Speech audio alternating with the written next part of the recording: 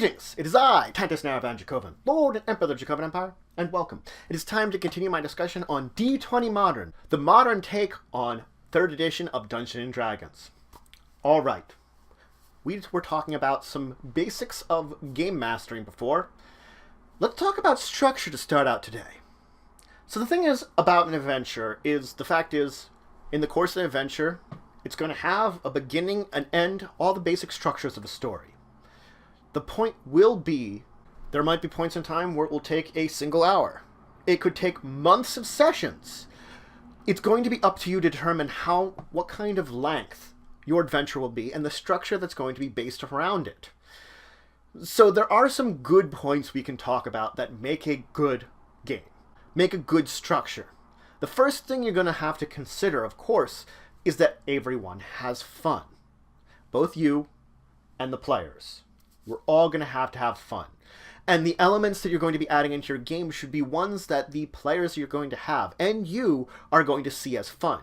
And getting a kind of idea of what your players find as fun are going to be important in the way that you structure out the rest of your adventure. Basically, the early on points in the structure are going to be teaching you what you're going to have to do later on a little bit in order to make it the most entertaining for everyone. Now, your good adventure, it's going to allow your players to make all the important choices. Important choices, decisions, make your characters feel like they're affecting the world.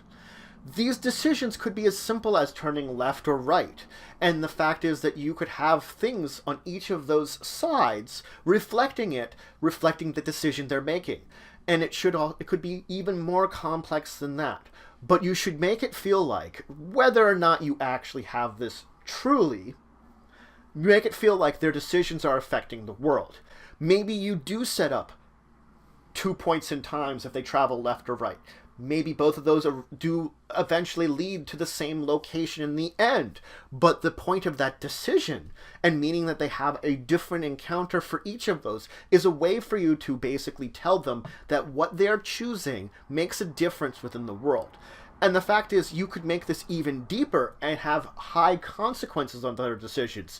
That they could choose to save a bunch of hostages, or to go after a villain. These two choices have grave consequences to them. If they don't save the hostages, maybe they'll all die. If they don't go after the villain, he might do whatever he just did again. So you can see these levels of decisions, from the simplest to those that have heavy weight on them and feel like they have heavy weight, are very important. Now, another important thing to do is to vary the types of encounters you have. The thing is, it's like what they say with variety is the spice of life. It's the exact same way when it comes to encounters. Having all different types of encounters, which we've talked about before, gives it a little bit more spice to it and makes it that you're not feeling like you're doing the same thing over and over again. If you're constantly having combats, it's going to feel, well, like you're just fighting everything all the time, and it'll get boring. The point will be to have a lot of different types of encounters and throw up and make your characters shift gears effectively. Now, like with pacing, what we were talking about, your story should have your ups and downs, periods of excitement followed by periods of relaxation where people can catch their breath. And you should have some kind of exciting climax that everything is reaching point.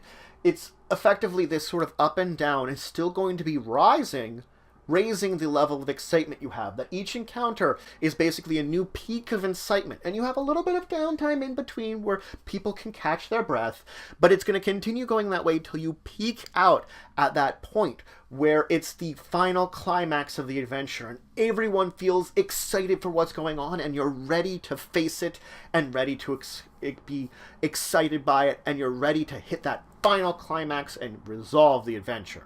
It is also important that you have your players' abilities be reflected in the kind of encounters they have.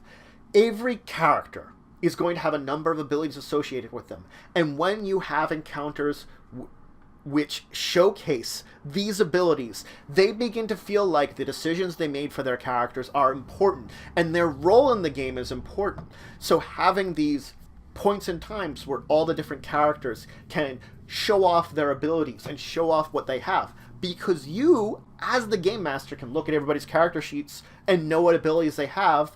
They feel like they're doing something important, and they made important decisions about their character that they feel proud about. And that's a good feeling for them to have, that they feel like, my choice of feat, my choice of talent, these were good and were important to the game we're having. Now let's talk about some bad decisions that can be made. Bad things that you can add into your adventure that make it feel like your characters aren't going to like it. They're not going to be happy. First off, having it, there seems to be no obvious decision. That regardless of what your players do, the outcome is always set in stone. Making them feel like that no matter what they do is frustrating and it's not fun.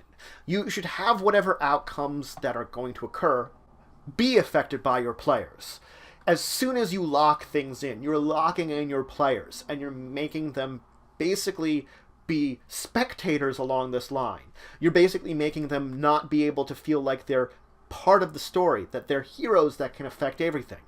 In the Simrose retrospect, don't have all your GM characters make the decisions for your players. Don't have them act out the scenes. This is another point where you're making your players spectators. If your GM characters are getting everything accomplished in the background and they're just watching the scene, it's not fun. They're not involved.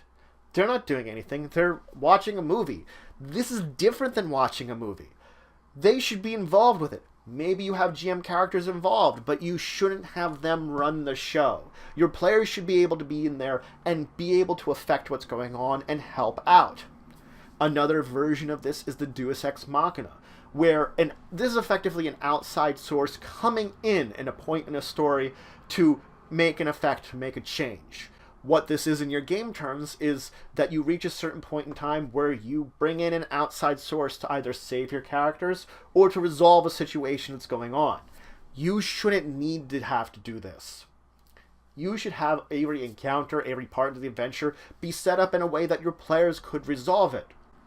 I'm not saying that there may not come a time where there might be a need for this. Maybe you don't want a situation where it's a total party wipeout, where everyone dies, and you want to bring in an outside source to save them. That's more acceptable. But you don't want to use this, you want to use that as an emergency tool, if anything, because making it feel like they're powerless isn't fun. Maybe mistakes in the combat drove them to this point in time, and it feels like it was just chance and they weren't overwhelmed.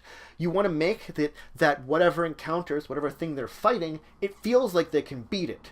If the dice turn against them and they have some bad luck, then saving them from an outside source doesn't sting. It doesn't make them feel like they're powerless. If they were just fighting something and losing automatically with no hope of winning and you have to bring in something to save them, that's poor writing. So you can see there are points in time where maybe you could use this, but I wouldn't recommend it. You're not using this as a part of your story. You're using this as to make sure your story doesn't end. If an emergency happens and dice rolls turn against you. Because dice rolls can turn against you. We are rolling dice here for luck. So there is very few times, if any, you ever want to use this. This is just a technique that is not something that your players are going to enjoy, that they have to be saved. Not at all. Of course, the last thing is the opposite of something we talked about with good. Shutting down your players' abilities. Effectively, if a player has an ability which seems like it'd be great in the situation, and you completely ignore it, you set up something that replaces that, or you set it up that they're automatically set to fail, they're not going to feel good. They're not going to feel good about the choices they made for their character, the choices they made along the way developing this character, and they're going to second guess that and feel bad about their character. You don't want that. You want them to like their character that they made and want to keep playing it. So you don't want to just like bash them down with the fact of this. You want them to feel like they're important to the game and they should want to stay with this character and keep playing it. Now, structure is often based around the information your players have. And the thing is, the amount of information they have should be regulated by you. You don't want to give them every bits of the plot to start out with to send them down the line. the information they're going to have should drive their structure, should drive the order that they have. This isn't to say there aren't adventures where they have all the facts. There could be a situation where they know everything before they're going into it. It happens. But a way of kind of changing things up is maybe that some of the information that they had might be false. Maybe they were tricked, some kind of trick of information was put in there that they didn't know that. These are twists that you might add in to change the bits of information in these type of quests that they might have all this information. It makes it still that it's interesting. That the bits of information they're having that, they have to change it and learn some more. Because learning a bit is a big part about adding to this excitement that we just learned something new that might help us out. Oh, hey, we had something wrong. Surprise! Oh, that's how it works now. It's a great feeling. Now let's talk about purchasing things. So first off, there is a chart in the book that kind of equates purchase DC to the amount of money in dollars it would cost you to buy these things. You can take a look in the book to get an idea about all these different price DCs, especially because people are going to be buying something at some point in time, and about how much it will cost them. Now, there might be points in times where either you would have higher level players or NPCs that will require both a level and a wealth level and action points. For wealth level, of course, a chart in the book will also provide you this information. For action points, you're going to take the half of the character level it has, and that's the number of action points this character will have, or NPC or GM character. Now, when we're talking about adventures, normally, most people are going to gain whatever extra wealth they're going to have, usually at the end of some kind of adventure, or the end of some kind of mission, the end of some kind of part of the mission, some kind of encounter. There are points in time where it's appropriate to somehow give them wealth. Whether, again, it's end of the mission, or they do something in the mission that earns it. They accomplish a major task within it. There's always the possibility that, as part of an encounter, they do gain wealth, though. They could defeat some kind of minion of a villain, and he had a bag of cash. That they decide using this bag of cash to help defeat the villain overall isn't a bad idea. There are influxes of wealth like this. So if you plan on having an influx of wealth associated with an encounter, which is unusual in a modern situation, those modern situations normally going to be based upon the mission or accomplishing certain tasks. That's normally when you're going to have it. Not impossible, but normally. So, when you do have that, there is a chart in the book which does equate the counter level with the amount that you should be giving to your players, effectively respecting their wealth level at that point in time. All based on the encounter level, of course. So that's it for today. I first talks about the structure of your game, going over a list of good things you can do for your game and bad things you can do for the game, all reflecting the structure of the game you're running. This is very important, that you're going to be building this structure in a way that's going to make your characters happy, entertained, having fun. That's important. I then, of course, did go over purchase DC. Basically, the basics of you establishing a purchase DC things. How much money it would work with.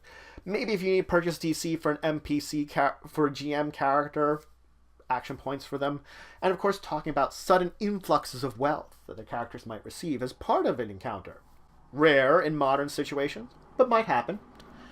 In the next episode, I'm going to talk about awarding EXP, awarding experience, and everything resulting from the ends of encounters that go in association with this.